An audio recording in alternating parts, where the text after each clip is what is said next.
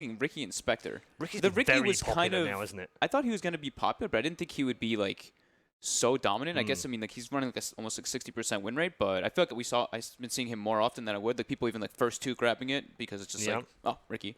It started to appear in the first two bands too. Yeah, that as well. And then the Spectre. I didn't think that we were talking about like hard carries, but I feel like we've been seeing that hero a lot and also winning a lot.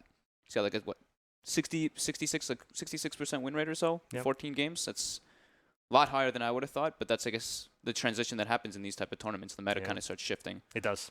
Ben, what do you think? What heroes I agree with those. Been Probably surprised? Spectre a little bit more so for me than Riki. Just because I thought Spectre was a little bit too slow for this sort of pace, but it turns out he's really good and teams love him.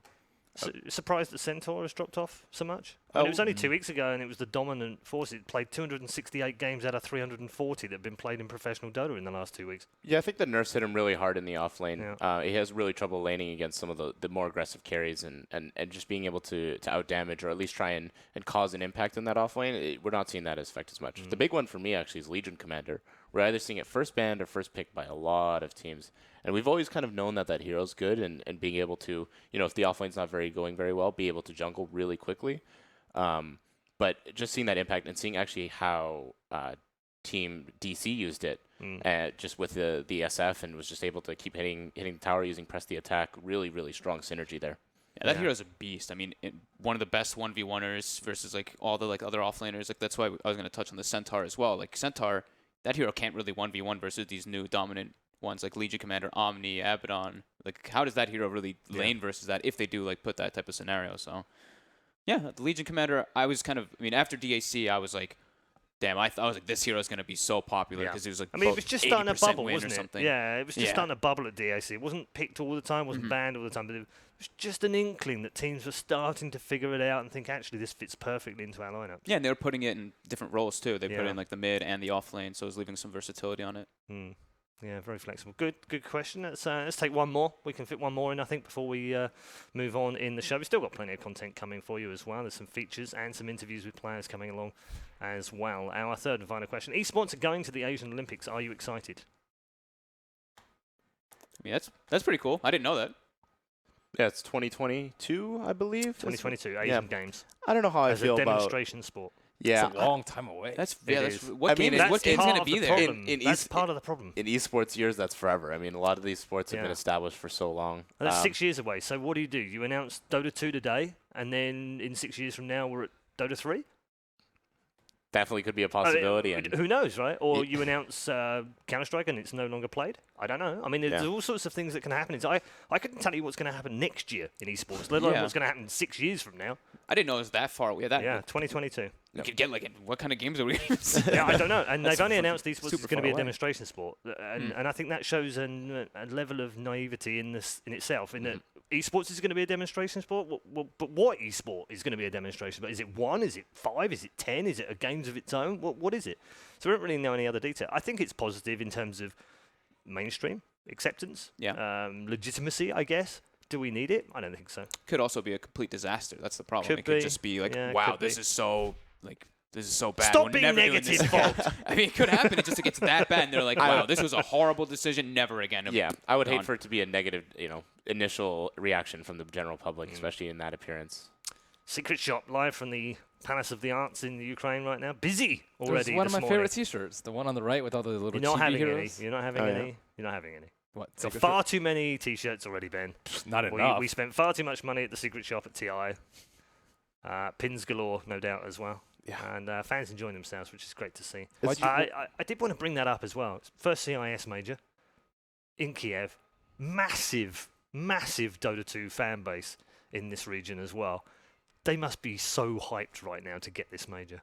I think there's more Dota players in Ukraine than in the U.S. Is that really? I think that was a stat cited not that long ago. Might have changed, but I'd believe unlikely. It. I think in terms of viewership, Russian-speaking audiences dominate English-speaking audiences. Right. They just love their Dota. So I'm very excited to see. I mean, I think there's a lot of great personalities, and we're going to get to see a couple hometown heroes there. I think Lil, Resolution, and No One are all from the Ukraine. So I think it's going to be very exciting for them. Yeah, I think any players from that kind of region, the Russian players and what have you, they're going to be thrilled as well to get that major on home soil. And Virtus Pro obviously being very much hometown heroes for the crowd as well. They've got someone to cheer for in there, which is really important. Having had such a great group stage, do you feel like they're still up there as one of the two favourites in terms of the way they've finished the group stage in the top two? Do you feel like they have a chance, a shot at getting to the grand final, maybe even winning?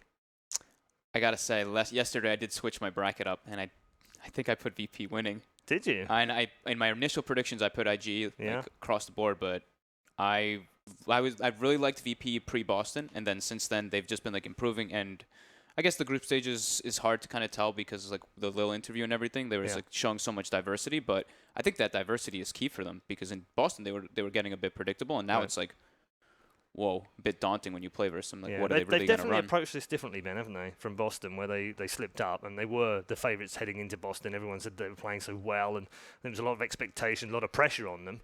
But now they've changed their style of playing the group stages. They were very free roaming, playing lots of different heroes. Leo admitted they didn't even really play their best strategies yet. So they've got something in the bag still. Is that mind games or is it legit? And if it is legit, does that not make them favourites? I think they were just super cocky in Boston, like just overly cocky. And the teams that they're playing are equally good, if not better, or maybe even slightly worse. But regardless, like cockiness is going to get in the way in Boston. Yeah. And right now they're just playing it cool, which is good. Flying under the radar is always a good thing, Secret also flying a little bit under the radar, not super cocky anymore. It's important. It's simple to say, oh, yeah, just don't be cocky. But when you win everything and everyone thinks you're going to get first place, no, like that's Boston, a good point, things, just too much weight on your shoulders. It gets a big target on your back, too, just to, like, perform with that level. Secret at TI, it's just like all that kind of stuff. I mean, those two teams, they finished top of the groups. And do you think they've learned their lessons from previous events? Hopefully. Yeah. Don't disband. That's great. I think that's also it seems easy. That is really true. But it's like, okay, why did you change your roster? Especially in CIS, we do tend to see like the shuffle of like the players. Like, let's swap Resolution left. Yeah. He's like, I'm tired of this. Stop moving around everywhere. I don't want stability. I mean, it's funny seeing the stability of somebody like Mousesports. They've been playing together for how many years now? Those groups of five. Yeah. Two and something maybe now almost. And I think the core three have been playing for even longer than that. So. I mean, for me, it shows that, they were arguably a tier 3 team when they started, not on anybody's radar, and able to make it to the grand finals of a major. That stability shows. I think it's really important to keep teams together. Okay. Very quickly then, dark horses. One from each of you. I mean, TNC still. Still TNC for you? Yeah, I mean, now they're not because they showed like such dominance, but I think from the beginning of the tournament, I went with TNC. So. Okay, I'm going to cut you off there. We'll come back for more in a moment. But we do have the opening of the show of the Kiev Major. Enjoy.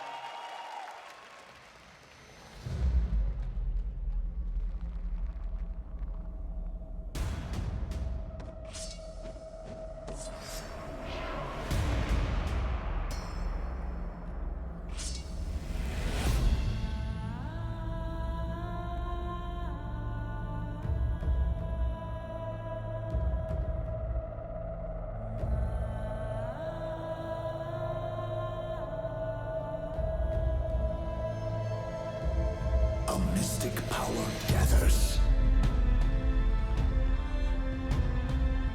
beckoning heroes to test their mettle.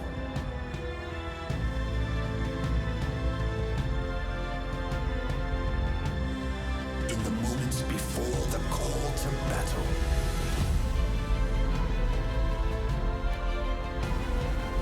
visions of glory are beheld by all. But only those who wield the mystic staff may call themselves true champions.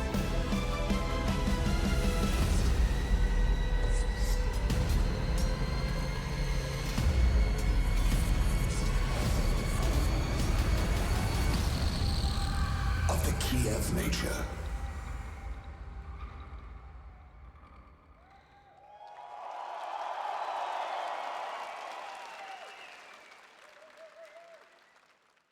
There we go then. The opening of the Kiev Major officially now open as we head to our first game of the day. It will be IG versus Mouse. A little bit of housekeeping for you to bring you up to date before that. Now let's check in with the round of 16 bracket and show you how the teams have their path to victory.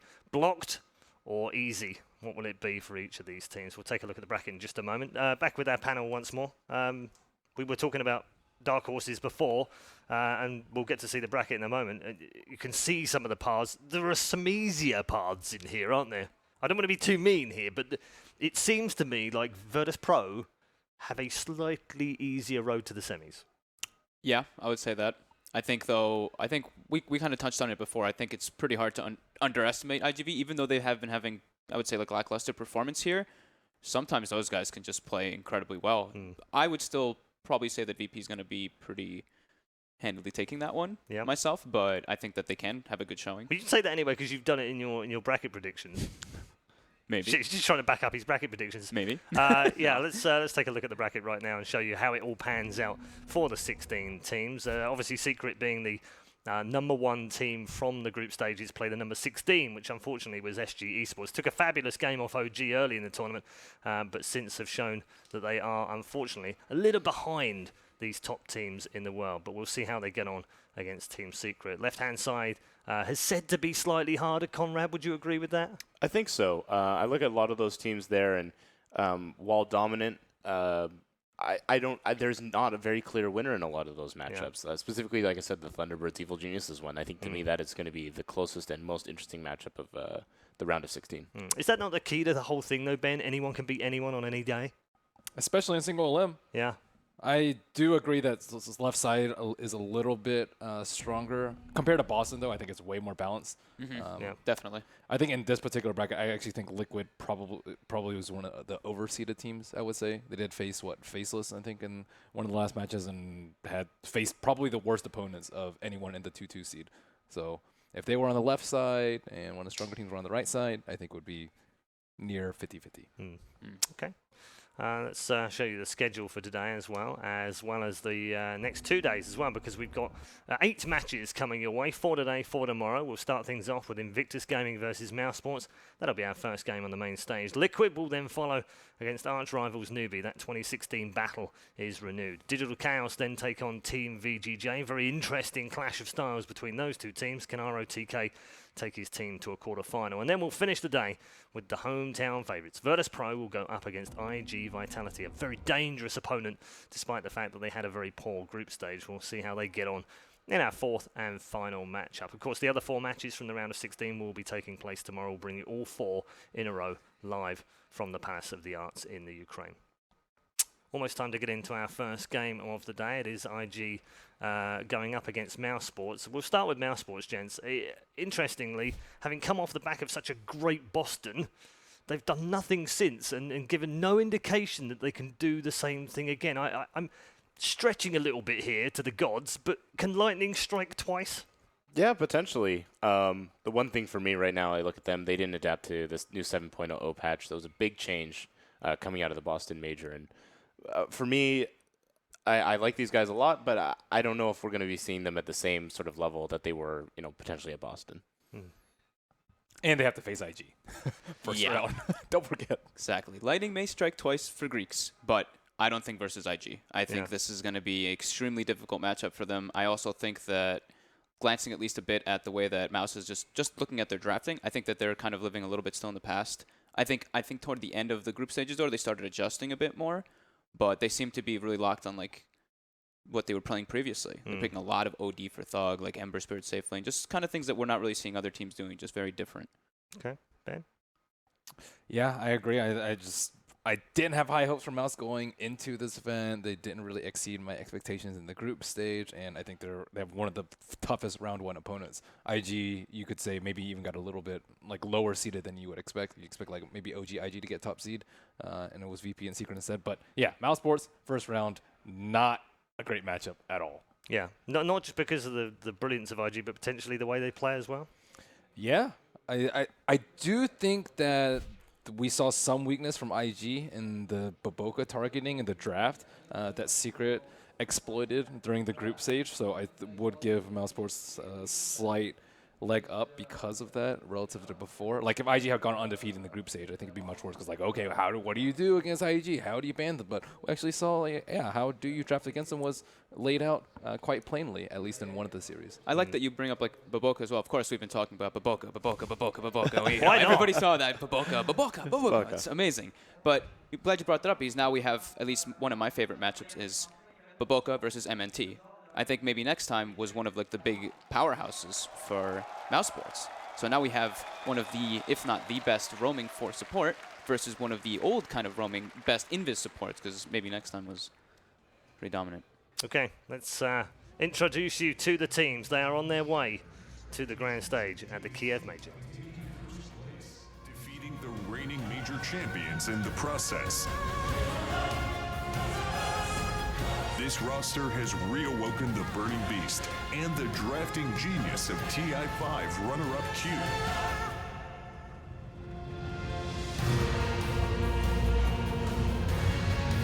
The perfect blend of experience and talent. They are the team of the moment.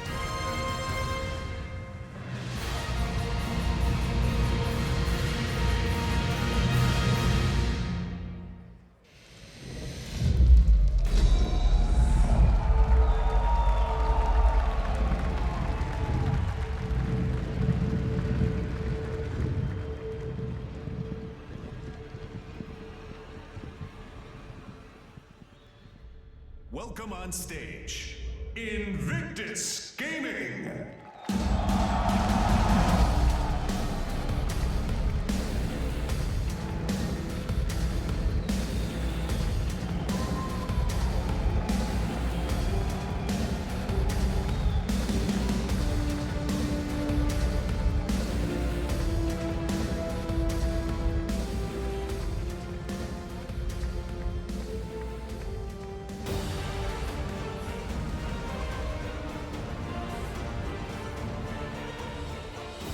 Runners-up in Boston, and self-proclaimed underdogs.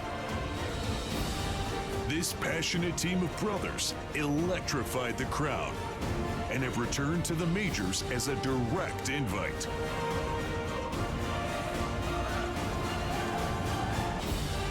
Unchanged from last season, they're ready to prove everyone wrong all over again.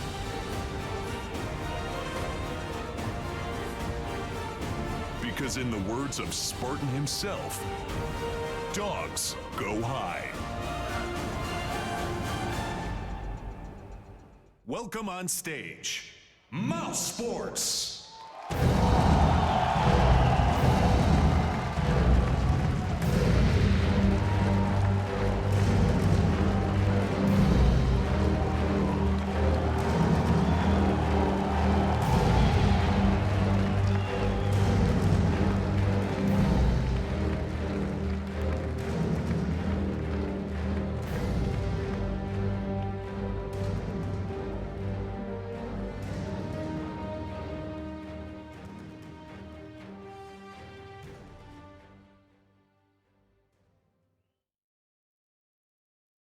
There we go then, both teams about to exchange the pleasantries of handshakes, and the battle will commence. Mousesports, of course, second in Boston, looking for a repeat, and in particular, one man looking for a repeat is MNT. Maybe next time, appropriate words perhaps after Boston, but he's also had to prove an awful lot of people wrong, including his own family, and he's done it as well, almost.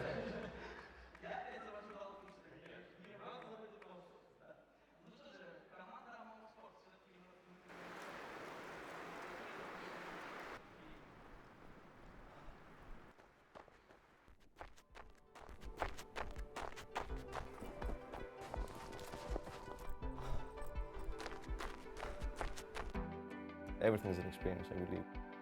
You can learn from everything and everyone, even from a random guy on the street or an old man who can tell you his story. You can learn something if you're open and actually listen.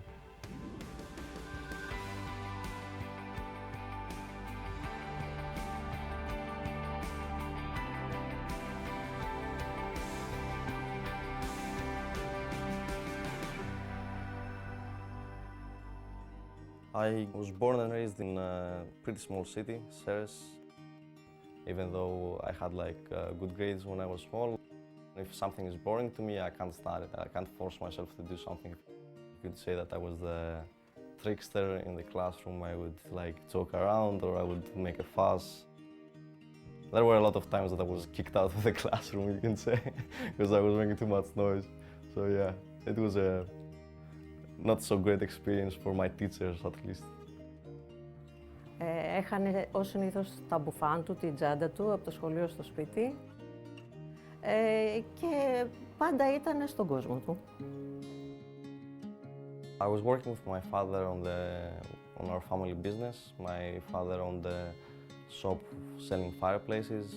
Back in the day, it was like traditionally made with bricks and stone.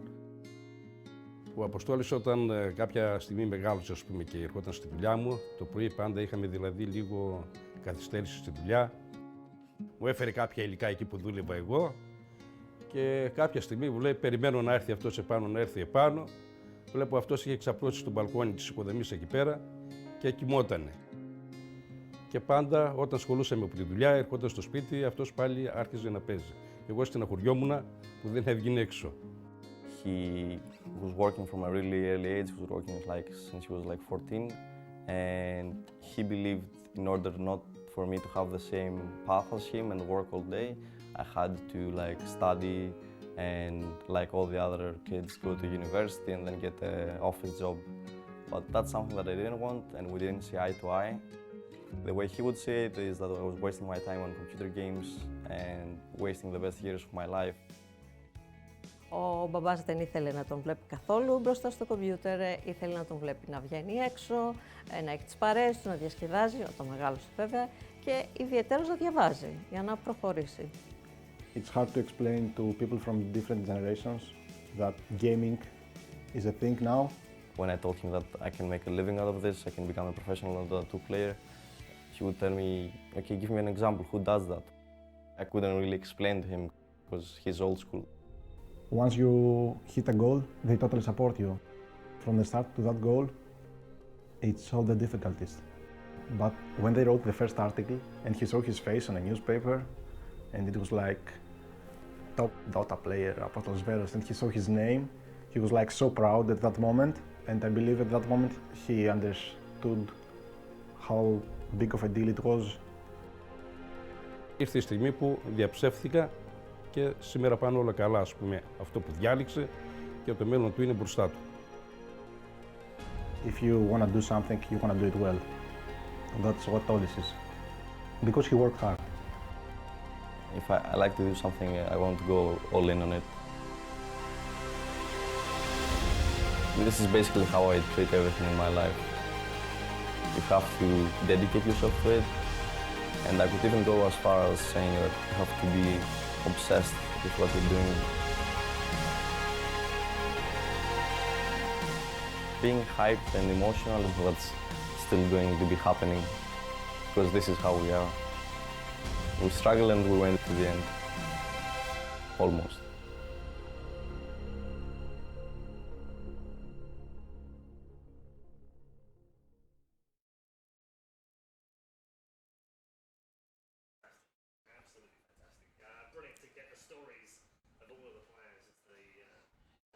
Events. It's interesting as well, Conrad, that's not an unfamiliar story, is it, to many Dota 2 players? No, as somebody who's been in esports for a long time, I've seen that story a lot. You know, personally, I've known Arteezy for a long time, and just seeing how his life has changed over the years since when he just started as a player to now, it's been phenomenal. Yeah, and maybe next time it is potentially the best name right now for these teams as well, because they went so close last time. Maybe it is next time, but it's such a tough road ahead, this one. How do they approach this mentally against one of the top teams in the world? Versus IG, I think they can, like Ben was talking about, I think taking a page of what Secret did is a very good approach. I think that, and also kind of staying to their comfort in a way, not to pull too far away, because I think that's when they were playing their best. Like in Boston, I think I kind of like said the same thing, so I think like I'm reiterating myself a bit, but I was saying like they like experimented a little bit, and that's when they were like, they lost like a game or so, and then they went back to their style the next game. They picked their bounty hunter even though it wasn't in the meta, and that's when they started rising. I think that, and also maybe like focusing on Boca, but also like in a way that they take like the hero for MNT. They take it for maybe next time to have that hero over Boca. Ben, what are your thoughts on mousesport as a whole, the lineup as a 5 coming together the way they have over the last few years, coming from nowhere to being one of the top teams in the world? They used to choke really hard. That was the thing about them. They would get to like the finals of every qualifier and then just bomb it every single time up until Boston Major. And after they got that past that hump, they finally started doing well, and I can see them like being a lot more comfortable and not being nervous with the decisions that you make, which is really important in Dota. Like they were just scared to do things that would help them win just because they didn't want to lose, I suppose. But yeah, now they've gone over it and they're a lot stronger. Yeah, and speaking of choking, I felt like there was a game, I believe it was against Newbie. They had a 20K net worth lead. Yeah, it was. They should have just been able to finish it out. And that would have been 2-0 in that game as well. Yeah, so exactly. They would have won the series against them, and that could have made a big difference as to who they played in the round of 16. And that's one of the big things with this team. I look at them, they're very momentum-based. I would say they're possibly the most emotional team in Dota right now. And they really like that hyper-aggression. So it kind of goes well and well as long as everything's going, fine. But if not, I could see it, if they lose really heavily in this first game, it could affect them for the rest of the series. Is the crowd going to be behind them or IG in this That's series? a good question, isn't it? We take a look at IG's lineup right now.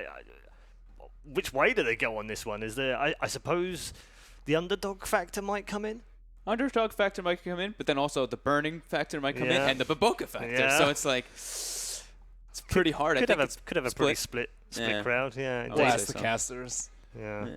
I mean, I think people are going to be just looking out for good games, and maybe they'll cheer for just good plays in general. And I think both these teams can definitely deliver on that front. Yeah. All right, let's turn our attention to IG. It is an all-star lineup. We've spoken about it before. Winners at DAC came into this as favourites, potentially the best team in the world right now. Had a sloppy group stage though. A little bit. Yeah. How much of that would you put down to experimentation, and how much would you put down to form of others? I think it would be a little bit of experimentation, especially like we were talking about like the game versus Secret. It looked like they really wanted to make this work, this Tree Phoenix especially, because they did it for Secret, they lost, they go into the next game versus EG, they pick it again, they lose, and then they're like, all right, that enough is enough. We're going back to our core strategy, the Magnus for XXS, and doing their usual big like team fighters in the offlane rather than on the supports. Ben, what do you make of IG right now?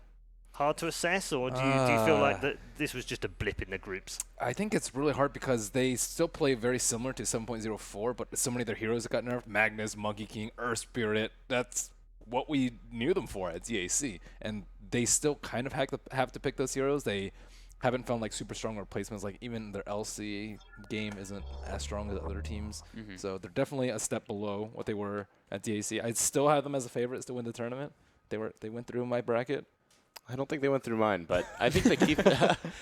Not to say they go far, that's for sure. But I think they lose out in the semifinals for me. But the key thing for me is that they played OG, Secret, and EG in the group stage. Those are 3 top teams. Secret probably the one that not a lot of people are talking about, but they went 3-0 in the group stage. So when you're facing those teams, people look at the negatives and but I think IG still looks really strong and really solid as a team. All right, okay. We're going to hear from one of their members himself as well. Shiva was busy doing some homework before the tournament began and met up with XXS. Let's find out what he had to say as IG headed into the Kiev Major. Hello XXS, IG XXS. First question I have to ask you, how did you come up with your name? Where does it come from? 就是以前打游戏的时候，然后因为我年纪比较小，然后跟我一起玩的人都叫我小学生，然后这个就是那个的简写吧，就自己刚打职业就随便起了一个 ID。Alright, because you are very young. I've heard that you recently did your high school exam and that your team helped you prepare for that. Can you talk to us about that? 那个考试其实就是学校的一个会考，然后需要拿一个就毕业的东西。然后就是有的时候就该到学习的时候就在那个桌上，然后我们的智力会问我就是一些问题，就是那些卷子里可能会帮我复习一下什么的，然后刚好直播就被直播到了吧，然后所以就稍微准备一下要考试了。All right, your esports adventure started right after the International 4. I believe you were in a younger DK team at that point. Can you talk to us a bit about that and how you got started? 一开始是几个朋友吧，然后去了一个英霸 TV 的节目，然后就几个大家朋友组队一起打职业，然后后来就被 DK 找去了，然后在云南打了半年多吧，后来那个队伍解散了，就来到上海，然后来了 IG 的青训队，然后差不多就是那个转会期结束了，然后一队缺人，就找我们4个上去跟430一起打，然后现在就是跟 B 神一起打，大概就是这样。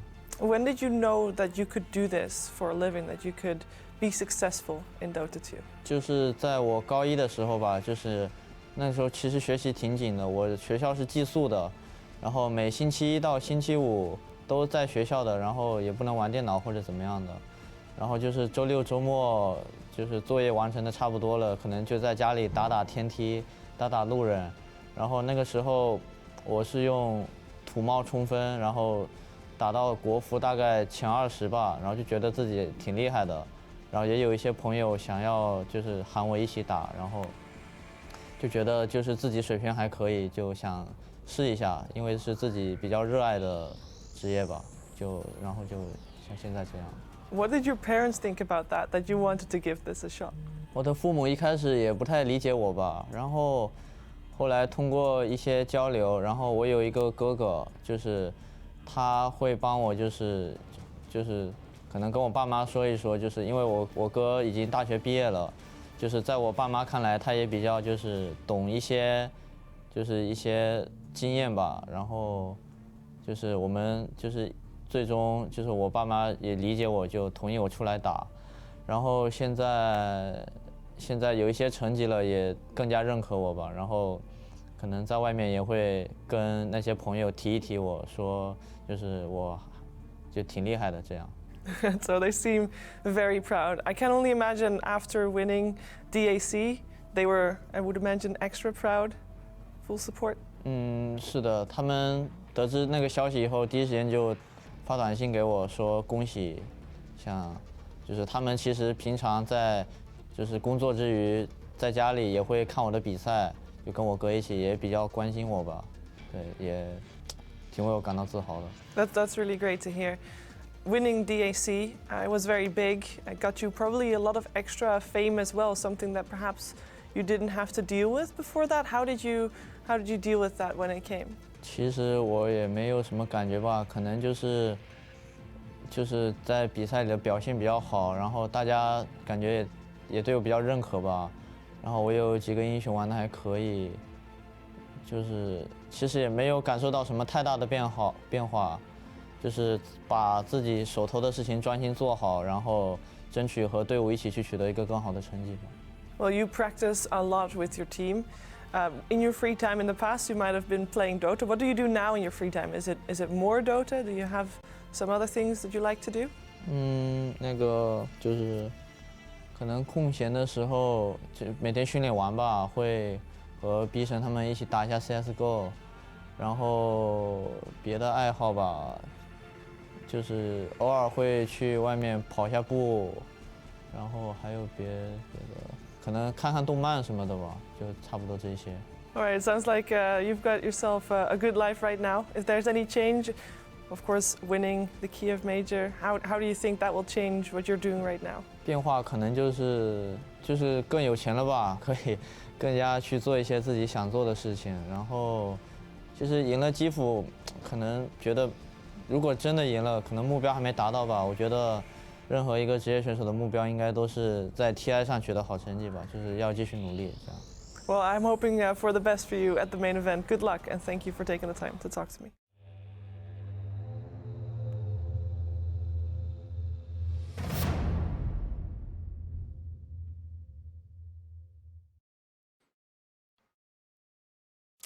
There we go then. XXS giving his words of wisdom and his early part of the career and how IG head into the major. Their focus obviously is longer term. They are focused on winning the international, but it's the Kiev major that's in front of them right now. That's what they're focused on winning, and seemingly in a good mood, nice and relaxed in the booth as well. Fogt, how much does that help?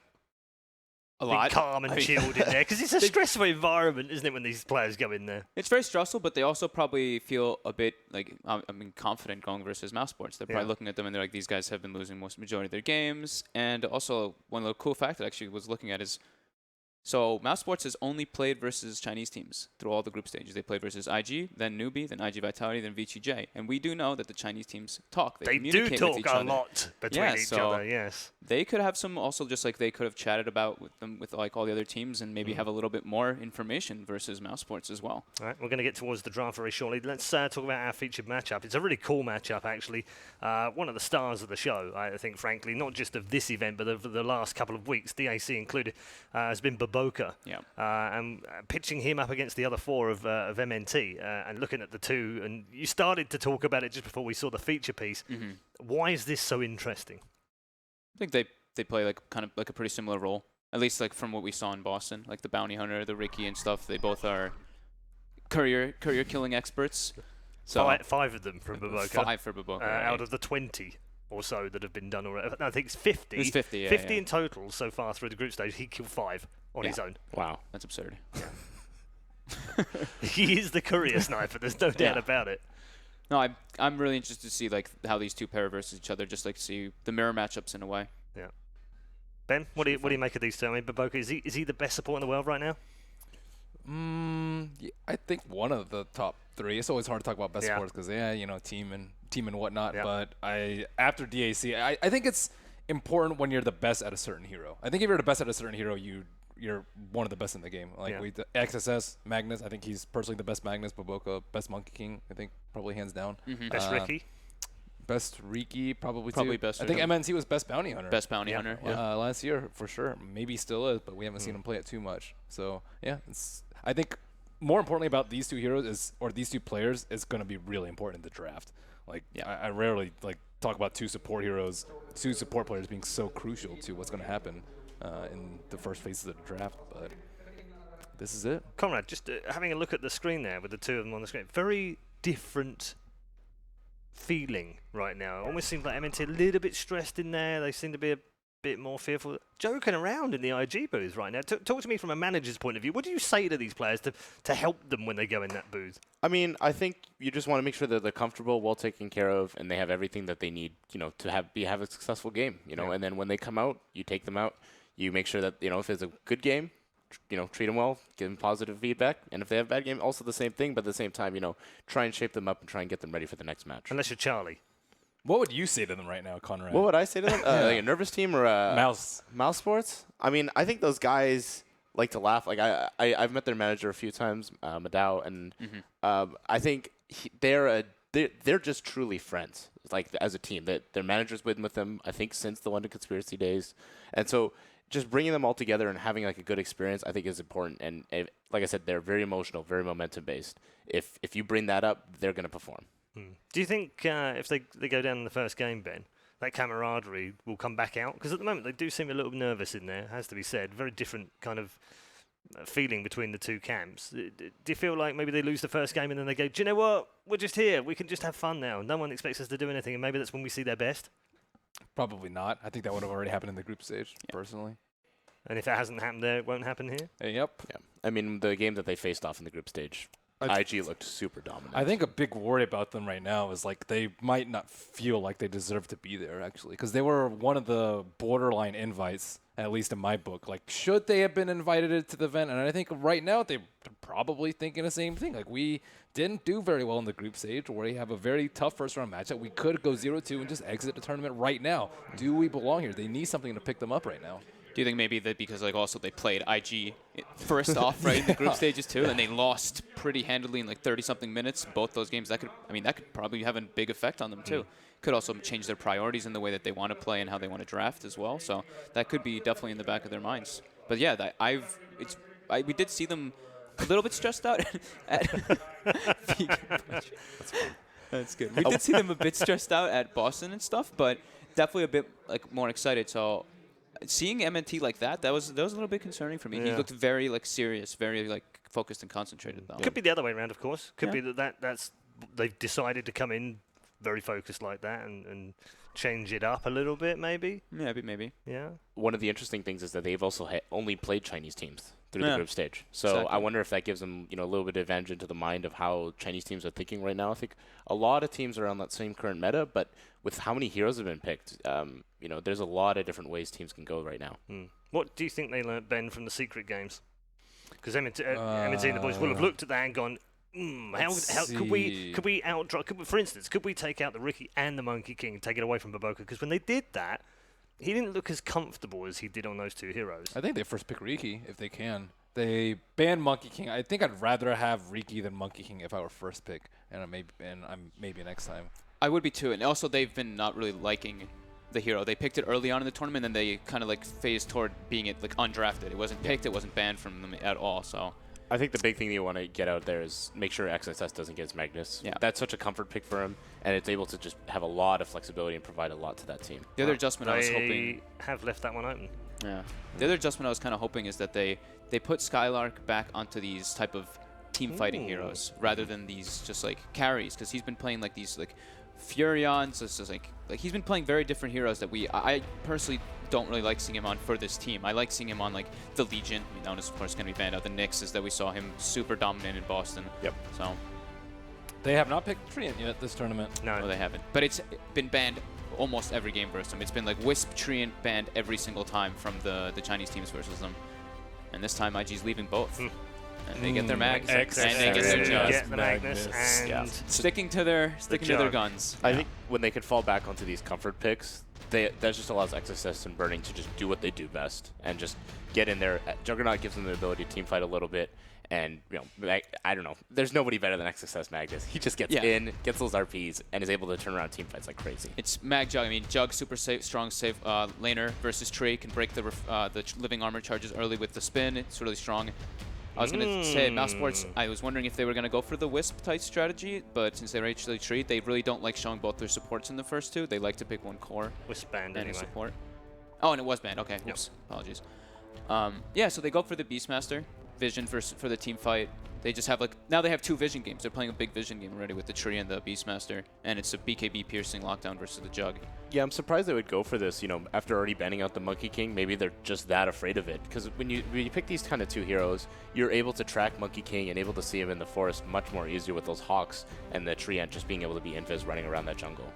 Yeah, the fear of Baboka, though. You look at that. I mean, you said Vision. Monkey King or Spirit. They have left the Ricky out there. They did leave the Ricky and the Mag. I guess they hope to ban phase 2. I think they have to. I think, but with Mag, that's the thing. Tree's decent for Ricky, but with Mag, Ricky, Jug, that's like IG's. I think you're worried about the 5-man though coming out from Mousesports with the Beastmaster second pick though.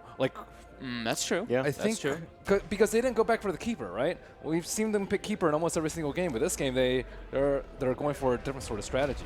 That's a good point. I think you have to be scared of that. And XSS he's really good with the RPs, but it does take him a very long time to get online. I would say it takes like 25-30 minutes before he's actually able to join the team fights. And I think with the Mousesports Beastmaster, they can push very early on with even Avenge Corp or take a pick from IG's book. That's a really good point, yeah. Do you think the Jug maybe dissuaded them from picking the COD a little bit too, or do you think that they're just doing their own complete different strategy? I think if you don't pick Keeper first and you let Magnus through, you're going to expect Magnus Juggernaut. And you don't want a Keeper when you expect a Magnus Jug. Just no point. Yeah. Big shout out to the Na'Vi fans in the crowd. Plenty of them in the yellow and black. Not here, of course, at the major, but plenty of their fans are, that's for sure. Into the second phase bans, the Ember being banned out. We've seen this quite a lot, second phase targeted bans at OP. Mm-hmm. Yeah, I think they want to make sure Thug gets kind of a good matchup in the middle. At the same time, oh, sorry. I was looking at IGs and I got them mixed up. It's a little small for me here. But, yeah, there goes the Baboka, the Ricky there. Yeah, that's the safe ban, isn't it? Yeah, I think so. I'm sorry. I would rather ban like Tinker or something, maybe. I don't know. I think targeting OP might be a little bit better, personally. Because I think they can match the roaming of Riki with the Treant Protector. It's not that big of an issue. But I can agree with that. They've left the Lina open, which has been a favoured OP hero. Yeah, Lina's also pretty in good the last too. couple of patches. Played quite a lot of it here already. Slark and the Ursa bans. The Slark, I mean, to give the Mag, to have the Mag try to get a good lane. And then the Ursa, good matchup versus Juggins also. They're one of their like favorite heroes that Mousesports likes to run still. Mousesports tends to run the Ursa also when they have something to like boost him in a way, like enable him more. Like they do have like the Roar, they do have like vision and all that for him. They tend to always go for like this like track or something to make him better, but IG goes back for the more standard Crystal Maiden. Very standard IG pick. This is just one of those stock picks that does so well. You know, being able to provide the Arcane Aura to give you mana. One of Magnus's problems was with the big nerf is that he ended up having a lot of mana problems, and now this Crystal Maiden hero is going to be able to provide everything he needs to get online and be powerful. And the D-push factor. So now they have like the mana region, so they can D-push if there is going to be that big heavy push lineup, and they have 2 like spammable nukes with the Nova and the Shockwave. What's Baboka going to play though? That's a good question. No Earth Spirit, no Monkey, no Ricky. Rubik? I would imagine something that would benefit one of those melee heroes that would benefit, but I can't think of anything really. The Ogre could work because it's the Bloodlust combo. But most of his are gone, and we saw the Pudge that he played, and he didn't really have the greatest time. A lackluster game. But it was a very lackluster game. I don't know if that was just the game itself, but I mean, you don't pick that hero without having somebody who's confident with it. So I'm wondering if maybe that they've experimented and tried it a lot, just that game didn't end up being very effective. Maybe Slardar. I think Slardar's fine too. Slardar could definitely work. Oh, they go for the bounty themselves, so they go for their own type of vision game. It's funny, Mousesports has these instant picks. I feel like they have a very clear idea of how they want to move forward. I think they both do as well. Mousesports very quick in there with that Timber. That was an insta lock. That was I'm like, Timber, though. We don't care what you're going to pick. You pick Bounty Hunter, we don't care. We're locking Timbersaw. With Beastmaster and stuff, too, like, they don't have anyone who really benefits from the aura at all right now. They don't really have a push-type lineup either. It's not a great lane matchup but for anyone. But if you look at Invictus Gaming, they don't really have a lockdown for that Timber. If that Timber RP, baby. I mean, one ultimate, 120 seconds, it ends up being a little Even rough. Frostbite's pretty bad. Frostbite's pretty good. Timbersaw And they have pretty high magic burst already, too, with Shuriken Toss, Nova, Shockwave onto a Timbersaw. But if they think that Timbersaw can get out of control really quickly, I find IG's going to have some trouble I think Timbersaw has a lot more value when you know you're going to be in a good lane, though. Are they going to safe lane Timbersaw? Unlikely with a disruptor on the team. See how fast they're banning? I like the laner ban. They feel like they really know what they want to go into in this game. I'm wondering, their old coach is actually one of their former players. They've got 2 minutes and 8 of reserve time on the 5th pick. Yeah. Like, I'm sure Knoxville somewhere is busy scurrying around trying to find out whether that's a record or a major. It's an absurd amount of time remaining. Yeah. No, now they have a lot of time to utilize this last pick and really think about those sort of matchups. Yeah. But yeah, the OP Lena banned out. They got an opportunity to do that, which is good. They're going to go for the TA. Yeah, so now their lanes are revealed. Yep. Yeah. This is a very interesting draft from Mousesports. So OP Interesting play is definitely the word. What else does OP play, man? What does OP play? His Tinker's the Lena, the Ember's gone. The Tinker's pretty good. SF, Storm. He's played both. Those aren't good matchups though versus TA. Not really, no. Yeah. He's going to have to find Ember something would have a been little really bit different. good. Yeah, Ember would have been great. That's why the Ember went in the second phase. That's the thing. I wonder if they came into this with a very strict plan. It does plan. seem like that, doesn't SF. it? Yeah. Yeah, okay, so they're going to go for a safer SF. Tough matchup, but they will have the bounty at least in the lane, like kind of to help out the SF to enable, and he gets the Crystal Maiden aura too, and maybe like an Empower or two from XXS. And if you use, the Orb of Venom, now that takes off refraction charges, right? So it does not. It does not. My mistake then. It's okay. Right then. Prediction time. Time to put the men keep on the the camera spot. on Conrad. Yeah, let's keep it on Conrad. Right in the face. I was wondering. I probably instilled that. You told I think me I instilled that into him because I discussed it when we were in the other room. And Stop we were stalling. Wrong, so. Yeah. Exactly. Stop stalling. It is time for predictions. You know what? Conrad. I'm going to have to go with Invictus Gaming. They got that really core too, the Magnus and the Juggernaut, and I think those two are going to get out of control this game. Okay, IG for Conrad. IG for me. Predict them as #1 in the tournament. In my compendium predictions, I'm sticking by it. Okay. Fog can be fairly okay because neither of his teams are playing right now. Yeah, IG, definitely. Gonna I think go they with have a IG much as well? stronger lineup. I didn't really understand the Timbersaw pick. So all three of you going for IG. Yeah. Interesting. No believers here. 3 picks out of 3 for Invictus Gaming in the opening game of our round of 16, as you can see at the bottom of your screen. All have gone for Invictus Gaming. Where's the Mousesports belief? The underdog. Let's find out whether they've got it in them to come off and pull off another shock result here, this time in the Kiev Major. They've done it at Boston. Can they do it again? Let's head over to our commentary team, live from the Palace of the Arts for the Kiev Major Game 1. Groups, apart from maybe a bit shaky against Secret overall, I would say, in their series, but they still will be difficult to deal with, I think, here for Mouse. We're going to see how it What do you all think goes down. about, like playstyle-wise, what do you think that Mouse has brought so far to the group stage that hasn't really, what do you think specifically that hasn't gone right for them? You know, like, what is it about Mouse that just doesn't seem to be clicking anymore? I don't know. I'm not sure their drafting has been as sharp necessarily as other teams. Obviously, I think the game that is worth coming back to is the game against Newbie, the third game, which actually decided Mouse's seeding to being a 1-3 team instead of a 2-2 team. The matchup that they had against Newbie, they had a 20k lead at 25 minutes or something like that, a huge advantage, and they managed to throw that away. It's a bit worrying if you're a team that wants to place high and you don't close out games that are easy for you, because then if you don't have the best start, can you pull through against a team like IG in the mid game?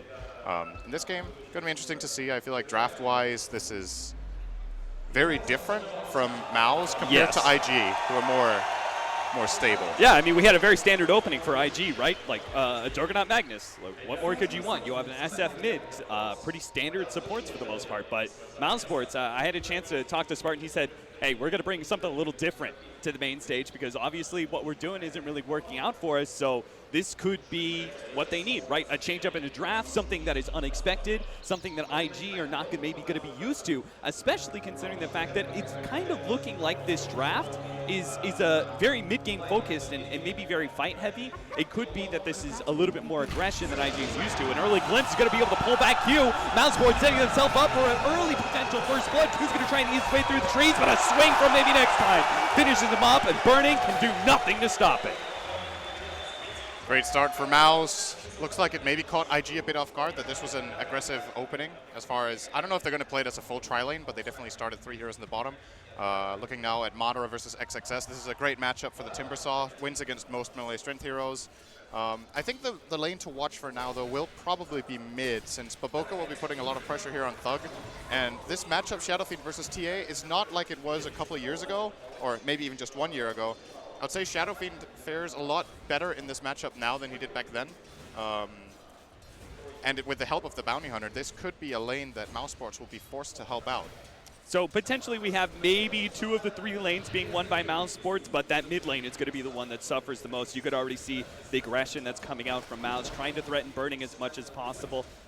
We were talking about the Train Protector. He just seems like a very solid laning phase support, but there are some things that Juggernaut can do against that, right? Oh, Q picks up another death there. Now Burning's going to have to man fight up against the 3 of them. Skylark's actually dropping a little bit low. They're turning to fight. Burning as best as possible. A fair fire pop. Burning realizes he's in over his head. That's going to be a twofer for Mouse. Bulbaca unable to find Skylark in time. He gets the full healing salve off.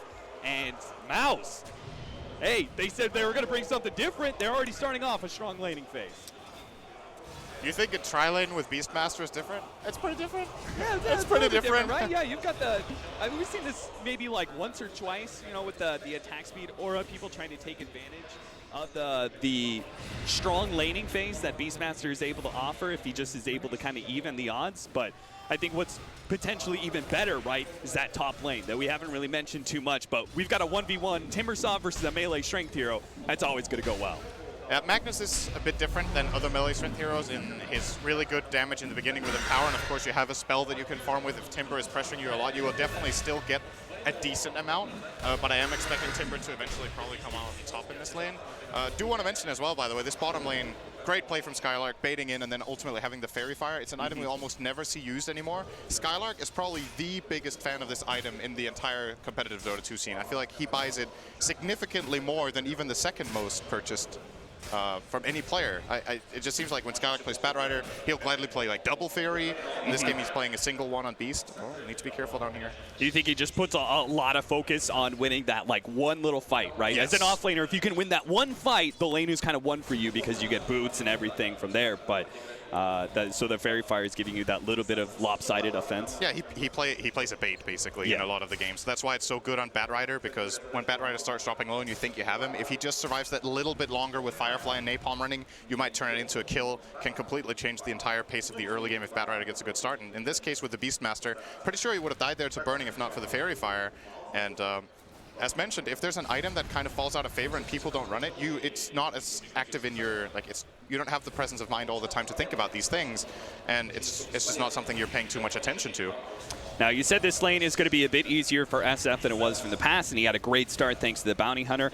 You could see it in the CS that currently OP is sitting a bit above Thug, but the other two lanes are currently being won by Mouse, so it kind of evens out. You can see Mouse are really trying to use the pulse as much as possible. The Timbersaw pushing himself forward against the Magnus and then operating on that hard camp pull, trying to deny as much experience and gold away from that Magnus, and we saw the same thing from their aggro tri-lane as well.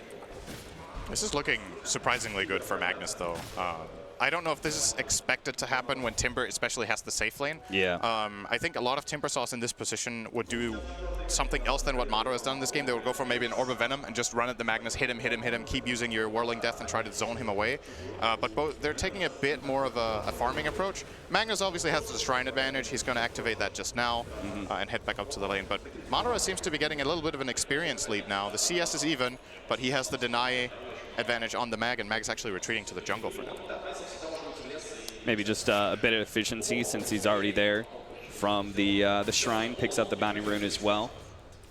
I think this... don't know if this is worth it overall. It looks pretty close, actually. It's fairly even. Burning. Not going to be caught inside that static field. Did have the spin anyway, so now they're actually going to try and go on to Skylark here. Maybe next time's going to come in, but it looks like Skylark dropping low. That stun comes in for the Train Protector is just enough to give Skylark the space to be able to escape. Maybe next time is quite low, though, and he's trying to hide himself into the trees. He is going to be able to get away from Bobacut just in time. So IG, their defensive tri-lane, is beginning to strike back, but hasn't yet managed to pick up a score, and Mouse, they still had that offlane trying to work off of, so this is going to go bad for IG. I'm surprised to see maybe next time going for this point in living armor. Felt pretty useless there as well. You know, you just get immediately removed by the Juggernaut. But so is Leech Seed against Jug, right? On the Jugger, but on every other hero, the Leech Seed gives them kill potential. Maybe the read here from Mouse is that IG will not be out of position on any of the other heroes, so the opportunity won't present itself. Just maybe showing some respect to the support players in IG an in that awkward sense. space. Maybe next time set up a trap. They are going to be able to slow him down. He doesn't have that Leech Seed, though. Now he picks it up. Just picked up his level 3 off the neutrals. Perfect timing. Skylark's here with the slow from the boars, and that'll make it an easy 4 kills in the first 6 minutes of the game. With their courier here. Treant's bash does work on it. It's obviously a very short duration on level 1, but we're probably going to see them send it down through the tree line. Actually not paying attention to it at all, but Mouse... Oh, there we go. But Mouse are not going for it now, so... Still, great early laning stage from mousesport. I feel like their lineup to an extent maybe needs it. As far as the team fight potential goes, they do have, obviously, the Overgrowth and the Static Storm, but I would say, you know, as far as AoE lockdown goes, Overgrowth falls off pretty quickly, actually, against heroes like Juggernaut and Shadow Fiend that both want to buy either Manta or BKB. Right. So you have to get off to a good laning stage, and so far so good for them. Forced out the spin. Burning, only able to pick up one of those boars, is now going to be locked inside the static field, but they're going to battle it back, putting some damage onto Skylark to make sure he cannot threaten Burning's life. Now, our Magnus actually not leveling RP at level 6 is so far trying to get himself as much laning phase as possible. For me, I thought because the defensive tri-lane of IG was suffering, we might see an early rotation from XXS and try and do something. But do you think Magnus just isn't that kind of hero? It's not a Clockwork or something like that that is able to offset an aggro tri-lane and needs to focus more on farming? I definitely think it's a possibility. It just seems like IG are pretty comfortable with their safe lane right now. They know Burning isn't getting full free farm, but the breed is probably, you know, XXS is having a decent time at the very least. I would like to see, oh, wait a second, bottom lane. Q kind of caught, but they are going to be able to go on a Skylark. It looks like that should be a kill, as Skylark's going to be run down by Burning, and Q is going to be run down inevitably by maybe next time. But picking up the core is way more important, and forcing Spartan out of the lane. Good trade for IG here. Get their first kill on the board. They trade their Crystal Maiden support for the Beastmaster. CM has already had a pretty tough laning stage. She's died 4 times here at minute 7. So her relative value compared to the So the Beastmaster kill definitely favors IG in that instance. And now that the Shrine is used and IG are starting to find some footing down here, I feel like this aggressive tri-line for mousesport has done what it was supposed to, maybe slightly more, and can't really... I don't think they can stay down here. Burning will close in on level 6, and I think this aggressive tri-line will just fall flat at that point. So good read for Mouse here, starting to rotate around. They're moving both the Disruptor, and it seems like Treant might go bottom again, but Disruptor at least crossing over to mid, helping out Thug. But no kill was found in that lane. Yeah, Thug, bit too low to be able to take advantage of that. XXS building towards his early Blink Dagger. And this is one of the things, right, is even if Burning's farm suffers somewhat, IG have already made the read that they're going to be able to make the comeback in the laning phase a little bit later on, and they're going to have that Empower to work off of, right? And that'll kind of boost the Juggernaut through that 15 to 20-minute window, and he can easily make a comeback in net worth. Absolutely. It's very classic stuff when you're running this mag. It's what makes the hero so powerful in something like an off-lane role, just because you have, even if the other lanes don't go in the best you would expect, you can still, like you said, you can come back with Empower. You have the team fight ability off the offlaner, and even an offlaner that, should the game go long enough, actually scales really well compared to a lot of other heroes that you would put in that position. So, for example, if you can choose between a 15k net worth Magnus and Beastmaster, you can make cases for both. They have different strengths, but it's definitely not gold wasted on a Magnus. He can even turn into almost a carry, if you will. Oh, nice. RP top. They're going to be able to jump in from OP with that match damage. They make short work of Madara. 2-5 now at 9 minutes. Very nice play here from IG. It looked like XXS was already calling. I know I'm going to get this RP to start TPing in. He was already in position when the RP landed. They skewer in and get a quick pick there on Madara. They know a very big kill. They saw the two cores kind of preoccupied up at the top lane, thinking maybe they can have a go at bottom, trying to catch the Bounty Hunter, but Bobica one step ahead, and it's looking real good for IG right now. The kill on the Timbersaw now puts the Magnus ahead at 4,200 net worth, seconded by the SF. So despite the 1v1s that Mouse were trying to force, it actually seems like IG had managed to come ahead.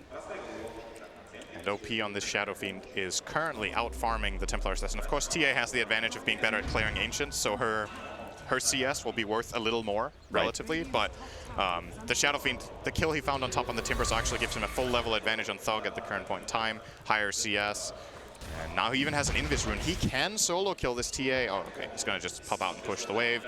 Probably looks to pressure the tower as TA will want to retreat into the jungle and farm up. And this will give OP the opportunity to do a lot of damage mid. Someone has to defend. Yeah, there's the Omni Slash. They're gonna be able to get that kill. I thought maybe Bobica would be able to get the kill on the TA, but Thug making sure he's not caught. Nice Static Storm, Static Field combination. They're going to be able to catch him inside of that one. Should be able to blow him up. OP trying to get whatever damage he can, but his Death Requiem will not be enough to bring Thug down. That is the first reveal of the Static Storm, and probably the highest value kill they could find on the map. This is clearly better than killing the Juggernaut. Not only do you kill the Shadow Fiend, but your mid-hero TA is involved in it, and as a result, Thug is pretty much neck and neck now with OP. Take a knockdown on his souls as well, and that's going to make it harder for the SF, right? Dealing with that TA. What we're seeing right now as well is one of the really big advantages of safe lane Timbersaw, just constant pressure on the tower. You can think a bit of it as a Dragon Knight in the sense that, you know, if you leave the lane, he will just keep pushing and he won't stop until the tower falls. Just because he can tank it himself with reactive armor. Maybe they want to go for a skewer, not going to happen. Well, Bobica's there to be able to slow him down, so they're going to try. They won't have the skewer backwards, but they'll stop his Timber Chain. Double nuke from OP, finish him off. That was a really, really well executed kill. I thought he got far enough away with that Timber Chain, but of course, only level 1. Can't travel too far, can't travel too fast. And talking about that chip damage you referred to from the Timbersaw, right? How he inevitably takes his tower in 1v1s. That is one thing that IG will not be able to play off of, right? Because big factor in this Tree Protector. Do you think that's one of the many reasons that we're seeing so much Tree is that there seem to be a little bit more focus on split pushing and, you know, kind of chipping away at towers rather than these 5-man pushes. Did you see that? No, I missed it. What happened? Burning just casually ran by a tree and quelled it, and that was the one MNT was next to, so he lost his invis and couldn't match. Oh well, unfortunate. Oh yeah, but I agree for sure. Like the living armor is a really big deal. Defending towers has been a big part of Dota for as long as I can remember. It's becoming more and more important, I would say, over the last 2 years. Like, teams are putting way more emphasis on not losing map control. So a hero that can protect the towers is absolutely great. And yeah, I would say overall, with the changes to towers or with how they get armor with heroes nearby, etc., it's a lot harder to knock them down, and split pushing especially is way less effective against this living armor. Most Treants, however, we do see max Nature's Guise first. It's really important, and as a result, living armor comes quite a bit later. So there is a window right now for IG where they could maybe try to group up their Juggernaut and Shadowfiend in the lane and push a tower. If they can make like one quick rotation and kill a core, that could turn into a tower kill in mid, for example. And that would be the most important tower bounty they could possibly get, right? It's like IG, they've given up their side lane towers, and that's okay for the time being, but you've got to put some emphasis on defending your mid tower, right? Yes. You can't really keep giving up map control. As far as IG go, they have some key items that are now available. The Magnus Blink Dagger and the Shadowfiend Shadowblade is coming up in 200 gold. I think that's the spike they're looking for, where they want to make plays. Oh, Madara is in trouble again. Round 3. They've got the magic damage, but the Static Storm catches them. Spartan lays the trap. Madara is the bait. They're going to be able to collect 2 off of that one, but it might be too much. With Burning here, he bounced over to Spartan, trying to run down Madara. Will be able to get him with the spin, though. And so that ends up being a 1-for-2 exchange. Well played by Spartan. And Madara kind of leading that whole entire trap up. But IG, they did bring the forces necessary to still kill that ever-present Timbersaw.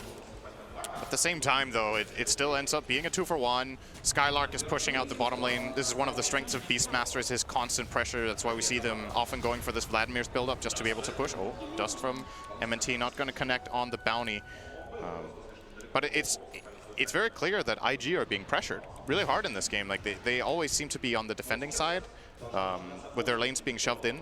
And until they start finding their own openings, I see Mouse just having better control of the map. It's time for the Shadowblade of Shadowfiend to maybe connect with an RP that they still have. They didn't use that for the Timber kill, which is very important. Right. This is a key cooldown right now. I, once again, would really like to see some sort of mid-play come out. No smoke has been used, though. And big benefit of Treant and Bounty Hunter, both exceptional at warding. Just look at how much vision Mouse have in the Radiant jungle right now because of this Treant, and vice versa. In the Dire jungle, there's 2 good aggressive wards coming out from the Bounty Hunter. So they might have been able to. Here comes the push, man. Yeah. And this is just not going to be defended in time by Mouse. So a big objective pickup for IG, being able to bully down that mid tower before the living armor. This is really hurting their tower. Skylark is taking 2/3 of a tower so far, just standing next to the creepway with his aura, so he's not exposing himself. These 2 boars are dealing really significant damage. He almost took a full tower while they were mid. Yeah, they are still giving that one up, though, because they actually smoke up as a 3-man and rotate upwards. It just feels really obvious, this smoke, right? Yeah.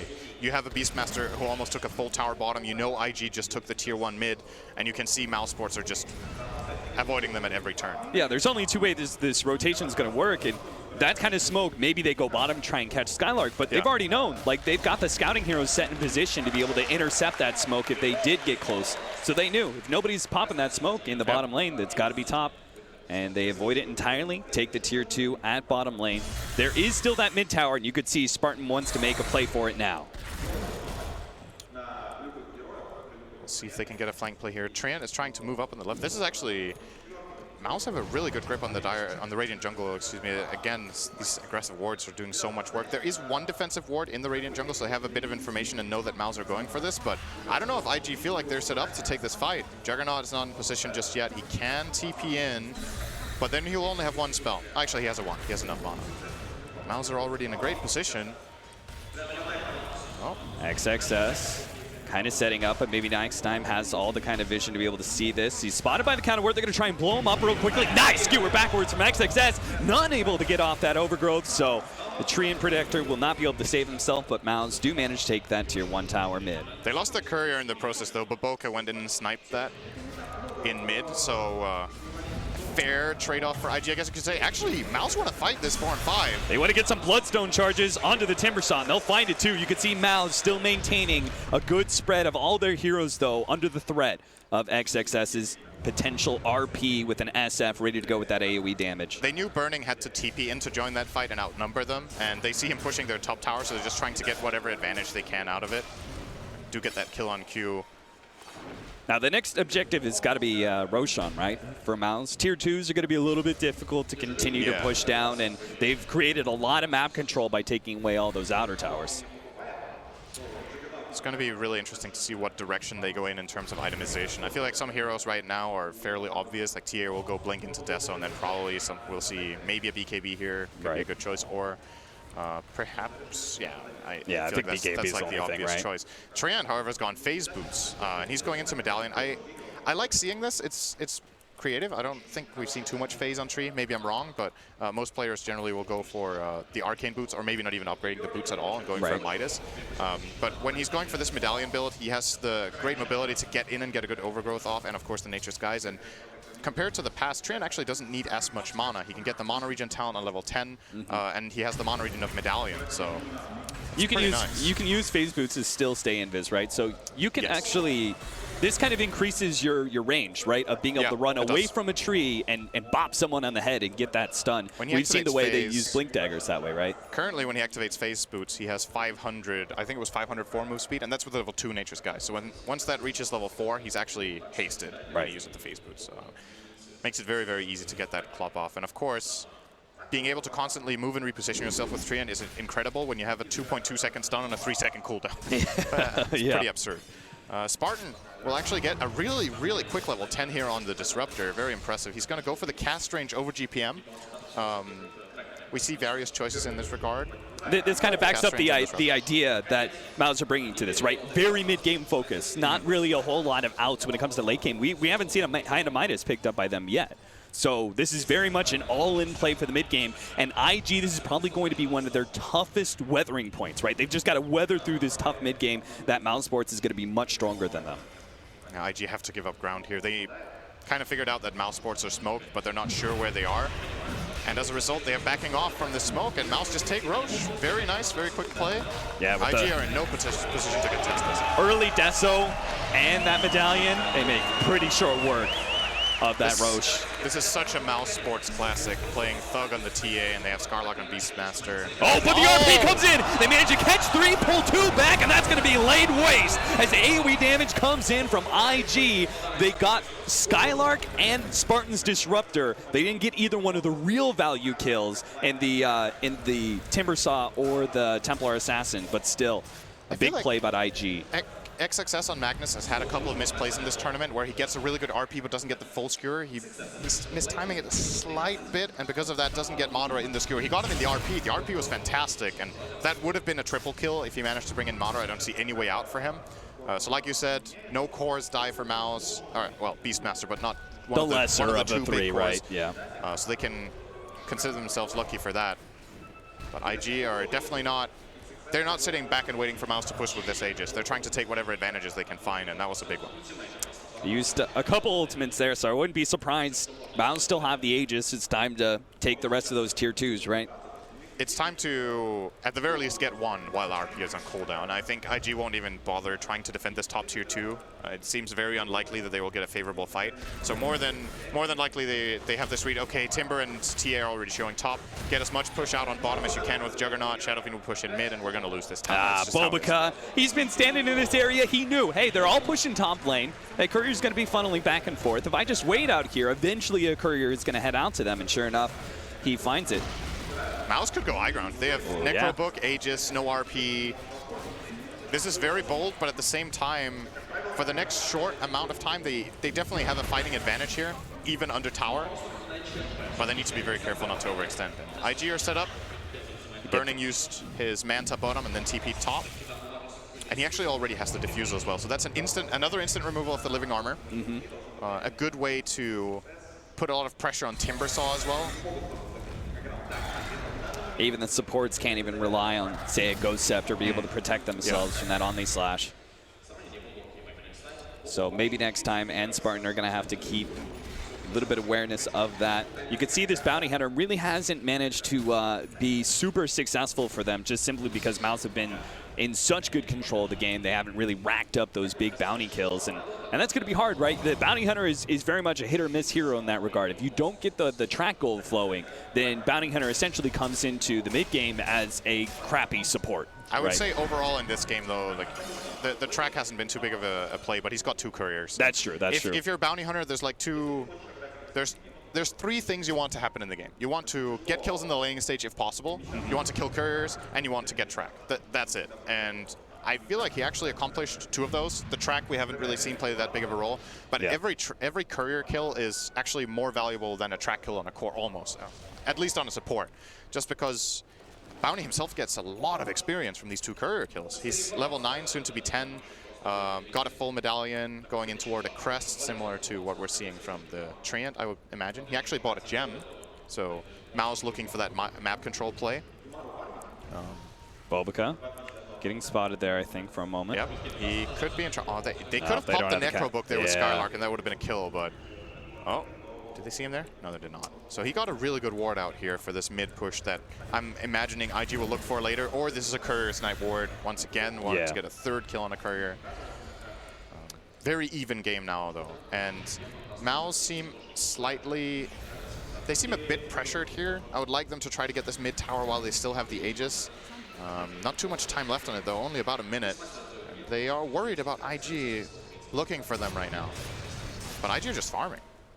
Yeah, IG sitting back. I mean, that's the thing, right, is that we know mousesports are going to have a good mid game, but late game, this is a pretty clear advantage for IG, right? They've got Magnus plus 2 really good scaling cores as well. Meanwhile, you've got mousesports who mostly look at mid game, right? Templar Assassin, Beastmaster, very mid game focused heroes. So IG, even if the net worth is maybe a bit advantage of Mouse and they have better control, it's more of just a timer game for IG. Something that's really significant when you look at TA late game is that when I think of TA, I always look at refraction. I think it's the key way you should think of the hero is that, can we break refraction?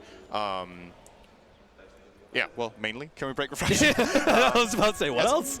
Okay, so there's 2 ways, right? The one way is the classic way of picking abilities that deal damage over time, like Juggernaut's Blade Fury. Right. But once you get later on in the game, you need to have heroes that can get through it through BKB. That's when TA generally hits a really big spike because your common counter picks fall off. Like any of those damage over time abilities won't pierce. But what IG do have later in the game is they have 2 Manta carriers.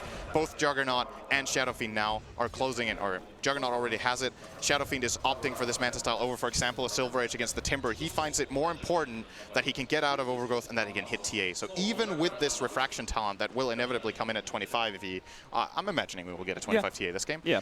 You have very, very quick ways of getting rid of that refraction.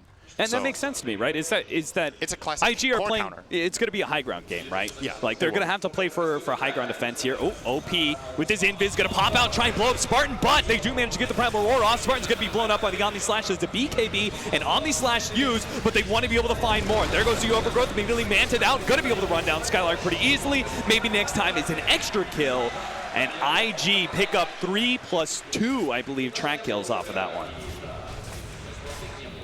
And more importantly, they outlast the Aegis. Aegis managed to yield almost no advantage.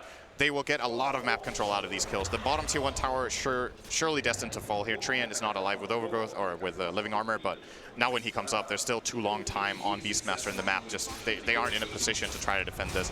And this is one of the issues that Mousesport's lineup has. If they are not the ones engaging and they just get jumped on, it's a lot harder to execute their team fight. Like without a good Static Storm, they don't have the control. Only Overgrowth, but there's the Manta and the BKB to play into.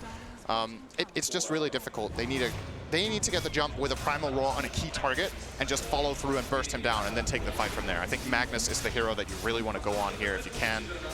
The Shadow Fiend getting BKB off there, crucial. Right.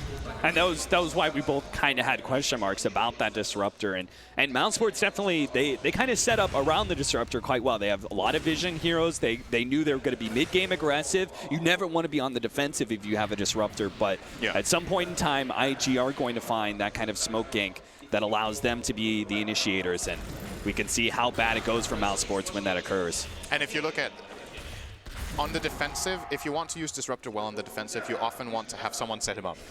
Key heroes that are often great with Disruptor for high ground defense would be something like Magnus or something like Darkseer. Just any of those that AoE. Can bring heroes together so the Static Storm can come off. The problem is when IG has information and have vision, they can just split their heroes up, move in from different angles, and Mouse don't have any way of bringing them together, and they don't want to Overgrowth just one hero and drop Static Storm on it. He could Manta, he could BKB on the Shadow Fiend, the Juggernaut can spin. So both of these cores are almost hard countering the 2 supports of Mouse, and again, that puts so much pressure on Skylark.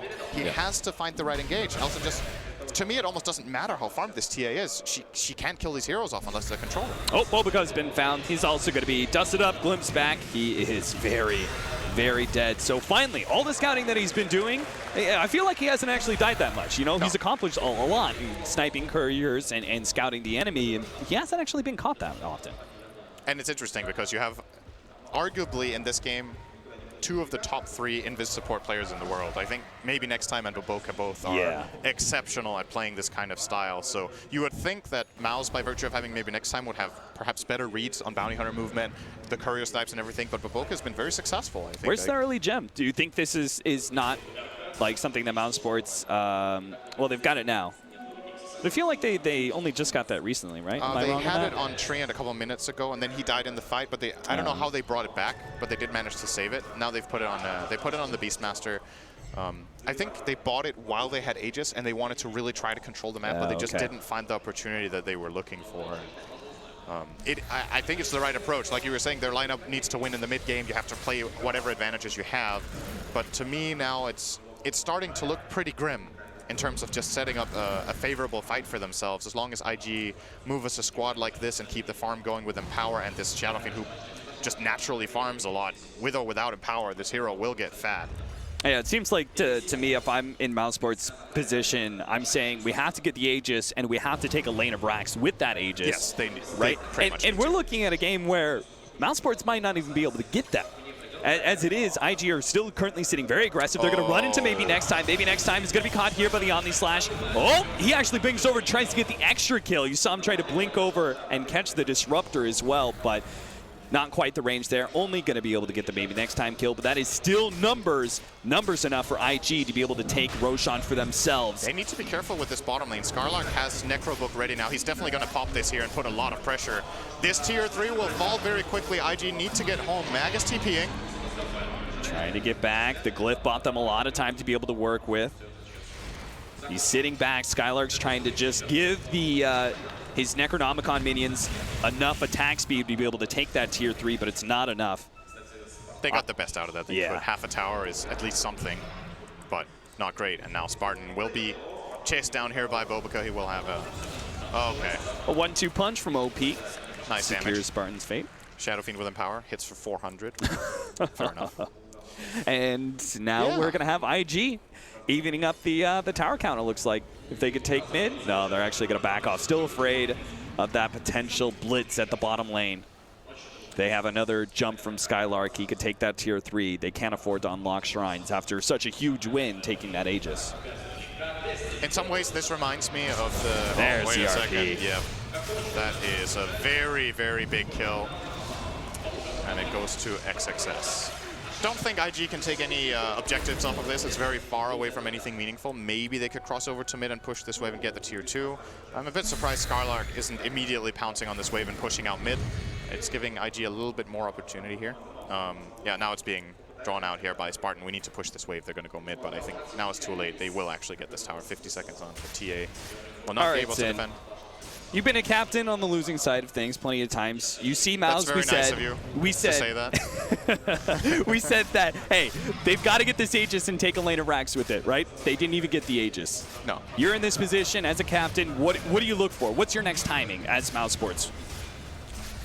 Well, the next timing was Roche, but they didn't get it. Right. So now, honestly, they don't really have much choice. They have to defend their high ground for now, obviously, but there's no TA, so they're going to lose a lane of Rax here, I would imagine. Yeah. If I'm the captain here, I say don't fight. Like, this fight is impossible, and if they go for it, they're going to lose the whole game. So concede your lane of barracks, just try to push out the wave as much as you can with the Timber Saw. Living Armor is holding what it can, but as a very minimum, this tower is down. Yeah, they do have Skylark in the bottom lane, so it looks like IG are going to be forced back off of that one. This is, again, in my opinion, the absolute best play Mousesports have. Try to defend, try to split push at the same time, and at least disperse the push in that way. But that fight is impossible to take. So if you're Mouse now, you look to keep playing the split push kind of game with Beastmaster. I think Skylark has the right idea just to almost set up camp down here. Just wait for the wave to push in and then be able to push it back. You have to wait for a moment of opportunity. The Aegis needs to expire. And ideally, maybe you get either a set of boots of travel on the Timber Saw, for example, so Beastmaster can actually start getting picks, or you actually, you set up more than one hero down there. You set the Beastmaster down there with a +1 so that you can turn it into a kill. And still, you need to show presence on the other lane so IG split up. Because else they're free to keep moving together as a group. If there's no pressure coming in on their waves, they can be like, whatever, you know, if this top wave, if there's creeps hitting creeps, who cares? Like, just leave the lane. Yep. Let it be there. And look for plays elsewhere. And you see IG have a very clear-cut plan of sticking together as a unit. Yeah, You've seen I them feel split like up way less than Mouse over the course of this game. Yeah, I feel like IG have just been constantly sitting on top of each other, and it has meant they've conceded a lot of these outer towers just pretty much for free, but it's meant that they've also never been in a bad situation where all the single target damage that Mouse have with Beastmaster, TA, it's never blown up a big core and gotten the big pick that could lead to so much more. Mouse now actually going to look for a high ground siege. I think this is not the right idea. The Aegis is still in the hands of Juggernaut. Actually, with some quick damage. The Shadow Blade, Static Storm, that wasn't it. They might be able to catch Skylark here. Skylark actually turns around, gets off that Primal Roar, but he's going to be caught by XXS. That's a gem drop. That's a really big kill. You could see maybe next time try to maybe think about going forward and getting that one. OP, you going to let it go? No, he's not. XXS didn't catch him. Bobuka's already on the hunt here. If Madara stays here and farms another camp, they already have the vision. So information is there. Madara will also farm this one. They're a bit too far away. Actually, he's getting pinged out here, so Madara will be able to escape more than likely. He's gone. Mouse quick to try and push out the bottom lane fast enough to keep their map control, but it's looking like IG may be able to take another objective, that tier 2 at top lane maybe, and before the push comes in, no, they're going to back up. Again, sticking together. This game, in a way, is reminding me of a game of the group stage where IG faced EG in that game. And IG had more of a team fight oriented lineup, and EG were playing Beastmaster with IO and Invoker, so they had like really hard split push. Yep. And they were looking for kills with this Beastmaster, and IG were playing a similar group up style. The issue that mousesports have in this game compared to EG is that they don't have an IO. I feel like it would change the entire dynamic of the game in this game if Mouse had one. Now, see a Trian. Because then they would be able to play the split push way more effectively, but it's a lot harder for the heroes to move around the map. When you don't have travels on Timber or TA, Beastmaster just doesn't have the same threat to him on the map. They need to keep farming and keep showing on waves that are being pushed in and give information. There's always the Bounty Hunter X factor. Does he see me, does he not? You don't really know what you're up against. Do you think IG did end up coming up on top in that EG game, but that was very close. And the reason I felt like it was close was, first of all, in my opinion, EG played a great game. And they had more tools. I feel like mousesports tools are like semi-broken at this point.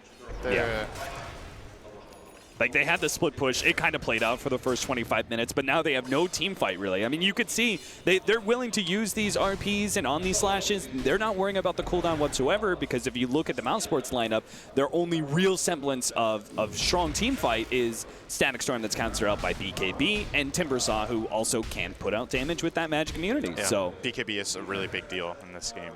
The only hero who will really kill anything through it is the TA, but as we mentioned before, she's not really safe in these fights. It's hard for Thug to commit with confidence. You can see it on the kill score as well. He's 1-1-1. Like, the fights that mousesports have been able to find have not really involved his Templar Assassin very much. And I don't think he's played a bad game. I think it's just difficult to get into the kind of fights he wants. It felt exciting in a way, watching, you know, Mouse and seeing like, oh, they're taking all this control, but it really does seem like IG, they just made the read. And they're like, everything that they're taking, it doesn't matter. Because all we have to do is stick together, make sure we don't get into really nasty fights in the early game. And as soon as we hit our mid game, as soon as we hit BKBs, as soon as we have Mantas, those two items just kill their lineup. And now we're seeing mousesports struggling. They're kind of ratting things out. They're hoping to be able to force IG to split up, but it's just never happening. IG daring mousesports to ever face this 5-on-5. Something that could potentially get interesting would be if we saw a Hex come out on mousesports from the Timber. I think that could maybe shift things a bit. I do not believe there's any Lotus available in the Radiant just yet, no. They don't have a Lotus Orb. They're also not building into one as it looks right now. So that could maybe give them an opportunity to get some more picks and to set up a fight on their terms. The issue is, as you mentioned, like, this Timbersaw has a lot of net worth, but it's really useless right now. Like, his net worth is very hard to put into play. He has some really big items. He has the Lotus Orb himself. He has a Shiva's Guard, but this hero is only magical damage right now. Now there's going to be even an Aghanim Scepter coming out. His damage output is huge, but it doesn't it doesn't pay off unless they can set up the fight for him. And Now that suggests to me, though, is there a timing that swings back into Mousesport's favor when the BKB start wearing low? Do you think ever that a 5-second BKB is just not enough, and finally we will see the impact of, you know, the Disruptor and the Timbersaw once again in this game? Because it feels like to me, with the suggestibilities going instead of the scythe, that he does feel like there is going to be another swing back in his favor that he can take advantage of. The problem is, so one of the quote-unquote BKBs is Juggernaut's spin. Right. And that's free. So he's had that the whole time. And Shadowfiend's BKB is 9 seconds. And because Mousesports aren't able to set up fights, the chance for this BKB to drop low is very little. IG are just playing their advantage. They keep pushing and controlling the map now. They're farming out. And ultimately, the way this game is going, I could totally imagine there being one more BKB users here in the whole game. And that's a deciding fight that IG either take at Roche or in the Mousesports base with the next Aegis, and they win. So realistically, that plan is unlikely to be successful. But at the same time, you don't have so much else to play for here. He's going to go for Octarine, it looks like, on Timber. Once again, I think Hex is the best chance they have left. But Blink Scythe and just see if you can get the right initiation. Yeah, because realistically, the Beastmaster is not going to be able to do it all on his own. You have to have some sort of control here to set things up. Spartan with his Blink, he kind of leads the way there with a smoke. Axe Disruptor is a wild card as well. We haven't talked about that yet. He's only 4,000 gold away.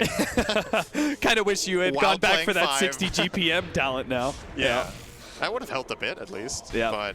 But that wasn't the game plan, right? Like, no, Mousesports, we're operating on a plan B when there was no plan B to begin with. Exactly. Like, I don't blame him for this choice. I also think 60 GPM is fairly weak overall. It's not that much when you look at the grand scheme of things. Like, in this game, how much would it have yielded him? He got level 10 at about... It'd be maybe 1,500 by now or something like that. Not a whole lot. Not even, I think. When did he get the talent? I think he got the talent at around minute 20. We said it was pretty early, wasn't it? Yeah, I think it was level 19. He had level 10, maybe. Okay.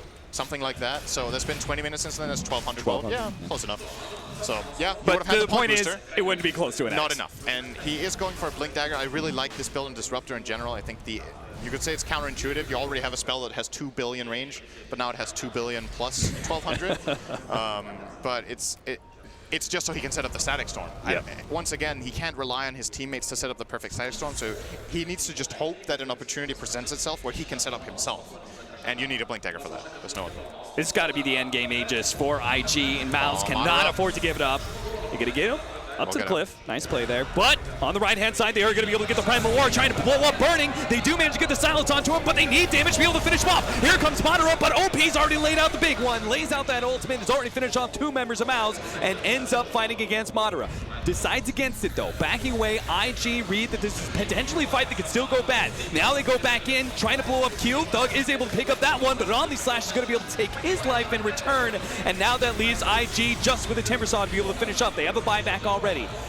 Thug is going to try and take advantage as IG move forward, but it looks like a quick call from IG has already forced them back, and they're going to lose no real big heroes for that fight whatsoever. Their 2 supports went down, and a buyback from the TA results in nothing. It says a lot that Madara, who is a 5-slotted Timber, or 4.5, got 600 gold for killing Bounty Hunter. That's bad news. And it's interesting. Well, they're going to get the Roche. That's what the buyback will give them here at the very least. So that's something. But again, can they set up?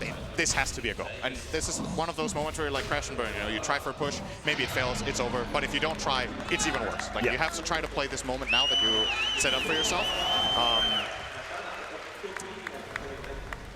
But yeah, you need to consider when it comes to this game, the commentators, we can obviously always see the gold graphs and everything. The players don't have access to that, but they have access to the kill bounty. They can see in the game. Yeah. And the communication is flowing like that in the team. You're like, oh, we got 600 gold for this kill. So you try to like assess what the state of the game is based on that. You can get like a read on, okay, this kill was worth this much. The graph is probably in this area right now for us. And when you get 600 gold for a kill on a support at this point as the rich core, it points in, at the very least, a 5-digit direction, and probably a bad one. Great RP from XXS, recognizing that Thug was the real threat. If they lost Burning inside of that Static Storm, the fight could have just gone real terrible for IG. So he locks down that primary damage dealer, and Monterez the Timbersaw just couldn't get there fast enough to take the Juggernaut's life, and saving Burning ends up resulting in Thug dying a little bit later on to that Omni Slash. I'm wondering, speaking of burning, if he's going to consider BKB. I was thinking it could be something on his mind earlier in the game. He did go for the Eye of Scotty now.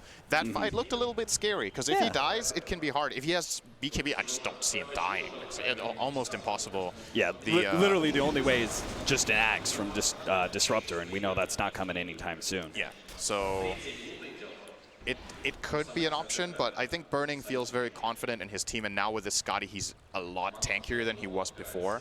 So the kill is difficult. I still think it is possible for mousesports to bring him down in a roar if they combo everything on top of him, and that could set them up a fight. But they need to always be so wary of their positioning, even if it looks good and they can jump on this Juggernaut. They've got to all... They can't cluster up against Mag. Yeah, they've got to basically all funnel in and like focus down that one hero that's Primal Roar, but that just leaves easy RPs for XXS. That is a problem in their lineup as well. They need to come in close to deal damage. TA has that problem against Magnus inherently in every game. Timbersaw, to have his maximum damage output, also needs to come in, and you want to use the Whirling Death and the Timber Chain. If you only get your Chakrams out, that's not really significant enough. Right. And you have your Beastmaster, who, in order to set up the Roar in the first place, probably has to blink close to the Juggernaut. So you have this like weird dynamic for mousesports where they actually have really, really good damage, but it's so high risk for them to apply that damage in any sort of fight. This will be an interesting change-up. Look at IG's positioning, by the way. Oh, yeah. We, like, IG, they literally just play it safe as possible, right? We saw it from the last fight. The buybacks came out. They immediately backed to it. Even before the buyback, they were grouping away and just kind of like, okay, let's back up. Let's see if, one of them overextend or something like that. Because this is it should be a straightforward win for IG, right? Like, they're the ones who are like 80% slated to win this game, if not more so. More, probably. The Aegis gave a little bit of chance to Mouse, but again, I've been saying this a lot, but it really is the star of the game. Can they even get themselves in a position where they can use the advantages that they have? And right. The problem here, what is really nice for IG here, I had a bit of a laugh at it, like they're sitting 5 heroes in their base, and mousesports is literally all their heroes on the opposite side of the map. Like, what are you scared of? Obviously, IG can't see it. The moment TA shows on the top wave, they start funneling out. And they just need that little piece of information to feel safe in their lineup. And they know that, sometimes it's worth giving away 1,000 or 2,000 gold, which is what happens if the enemy team's just farming jungle while you're sitting in base, you lose a bit of control. Risk reward. Right. That is what you look at if you're looking at giving 10,000 gold away to Mouse. If you lose a fight, hey, what's bleeding away 1,000 gold while they're farming jungle? And it's not just bleeding away 1,000 gold. They're bleeding away minutes on their Aegis. Yeah, that's true. So you just want to wait it out. Like I would imagine the graph is dipping like a little bit here. It's insignificant right now, like what's happening. Mouse need to play like this for like 30 minutes, and then the game is even at this rate. So IG can take it easy, and they're obviously not going to camp in their base forever. They're waiting for the Aegis to expire, and then I would imagine we could see something like a smoke rotation. Obviously, Mag with this huge inventory. We talked about it early in the game, how Mag as a hero is very powerful, even in the offlane position, because he naturally finds farm with Empower and gets items that are high impact. He's stacked. Yeah. He has Linken's, Shadowblade, Refresher, Blink, Force, and Arcane Boots. This is, you can optimize this build a bit, but essentially he has what he needs for the next 20 minutes. I was going to ask you if the Refresher from the Beastmaster could really change much, but it feels like it's entirely counteracted, and it's not surpassed by the fact that Magnus has a Refresher as well. I think at this point you probably have to get a Roar on the Mag, but it's difficult since he has the Linken. So Beastmaster needs to, in the blink of an eye, Blink Dagger in, use Necro Book, use the Mana Burn on the Necro Book to break the Linkens, and then Roar, which is possible. It does happen from time to time, and of course they do have the Blink Glimpse as well that they can use to break the Linkens if Beastmaster is not completely alone on the engage. Oh, this could be one of those openings. IG already trying to get together as quick as possible. Maybe they could get the Mag, but it doesn't look like it. They're not going to be in position. The smoke is going to pop onto Q. They're going to get that Primal Roar out, immediately blinks himself away before OP can lay a hand on him. But OP, he sees this as an advantage.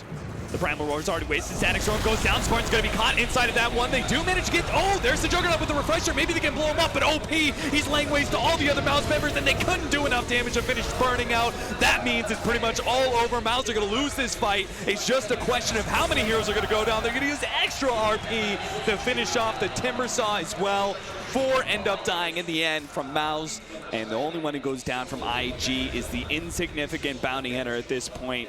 IG in full control of this game, and that 80% now knocks up to 95, 99. It's a 100-second death timer on TA with no buyback in sight. The buyback will be coming up in 20 seconds. He has to use it. He will be using this buyback, and that might make IG think twice about full committing here. They will definitely get this lane, probably a second lane as well, and then they might just be like, okay, this is good enough for now. If they want to, they can push pressure for it all the way, but obviously they have 2 RPs on cooldown, and they know Roar should be coming up soon. So there's a slight advantage in that sense for mousesport, but, well, TA, you better buy back. There's nothing to wait for. They're sticking around. No, OP doesn't even wait around for that melee Rax. They read it just like you do, Sin. Burning, turning against Madara. They do get the Roar onto him, but no damage. The Templar Assassin, not sure where he's at, but it's not there to be able to stop Burning from being able to TP away. It looks like maybe they catch Q, slowing him down with the Chakram. Madara does catch him out, trying to drop the gem. They won't see that one. They will never find it here when I literally drop it on You're my a clever feet. guy, Q. Just hide it under the rock. Well, it's a consolation prize here for Mouse. That was a really, really big loss. They did manage to hold their second lane, and they can obviously heal it up here with living armor, but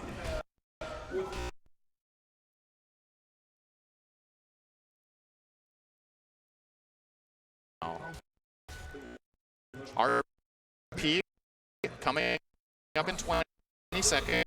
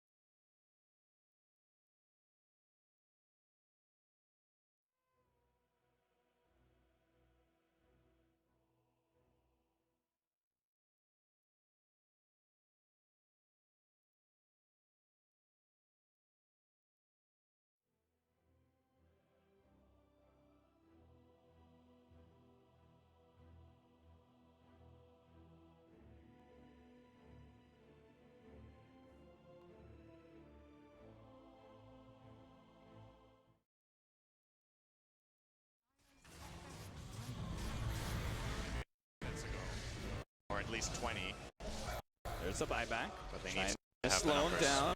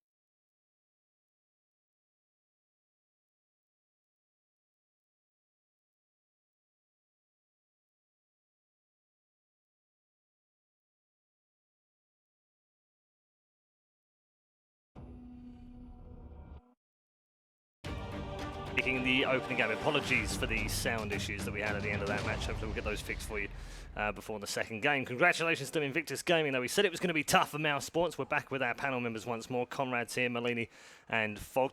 Conrad, we'll start with you. It was a tough game, but a great start from mousesport. Kind of gave them hope in the early game. Yeah, I really like what they did with that tri-lane there. You know, just giving pressure to Burning and they saw, oh, Baboka, is not going to be able to do as much to help save him here. But in the end, it didn't really work out. Burning able to get his farm along with XXS, just being able to empower and make him truly the carry that he was that game. Fogt, is this about what you thought might happen? I thought it would probably be a little bit more one-sided, to be honest. I thought Mouse had a very clever approach with that aggro tri-lane. I think they recognized how the weakness of IG in that one, at least for that lane, just because they have a CM, they have Bounty under the Jug. Bounty's going to be moving. CM not the strongest laner. They even do they get the level 1 first blood, and CM gets forced to skill Nova, which really actually hurt them in the laning phase. But they ended up being able to make some really cool decision-making throughout the game, really good patience coming out from IG, and very good smoke plays. Yeah, it's very similar in some ways, Ben, to the way that they had to face against the AG earlier on in the tournament, wasn't it? Yeah, I think so. And I think their big problem in this game was that they weren't able to transition later on into winning team fights. I think that was their biggest issue. The Treant Protector had, phase medallion at the end of the game after getting a lot of kills in the early game. Maybe going for the greedier Midas. Midas, blah, blah, blah. But Midas probably would have been pretty important for them, so they could have had more items to actually deal with it. And felt like it was a big non-factor, especially after the 2 Manta styles. But I felt like IG identified what Mouse needed to do to win is just try and take a late game team fight. And IG, they're just waiting. We have refresher RP, come at us. If you guys can't beat us in team fight, you're never going to win. Yeah, it seemed that way the longer the game went on as well, didn't it? Was there any point at which you were given any confidence by mousesport that they could win this game? I mean, particularly in the early game. First 5 minutes, they look fantastic. Yeah, and I think it's just really hard transitioning to the tree, I think. What do they do versus BKB? It's pretty much all on the TA.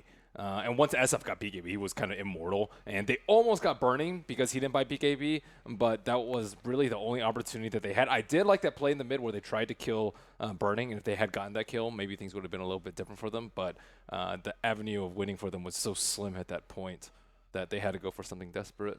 Yeah, I like that point you made. XXS, maybe not just him personally, but maybe the team recognized it for him, but they were like, oh, okay. As soon as all the BKBs are pocked, he's all he really needed to do in those fights, he didn't need to land a 4-man RP, a 3-man RP. RP the TA, segregate the fight away from the tree ulti and the disrupt ulti because they have BKB, and then just kill the TA. All the damage is gone then. In terms of MVP, Burning went 10-1-8 in the end. Also, endgame Rampage, we'll give him that. He chased it. Is he the MVP? I think so. I think he played just really his job. He did exactly what he needed to do in that game. It wasn't spectacular, was it, by any means? We've seen much more spectacular games from him before, but did deliver what his team needed for, and as you can see, above average on every area of statistics as well. He itemized very well for Empower. He had a ton of agility, just so much agility. He was hitting very, very, very hard. So they just scaled much, much better, whereas all you really have on Dire side was Inner Beast.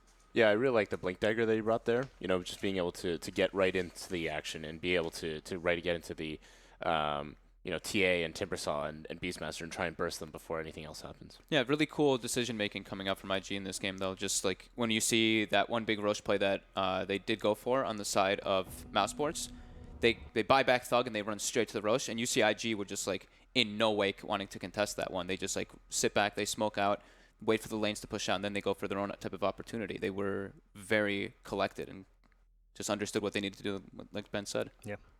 Okay.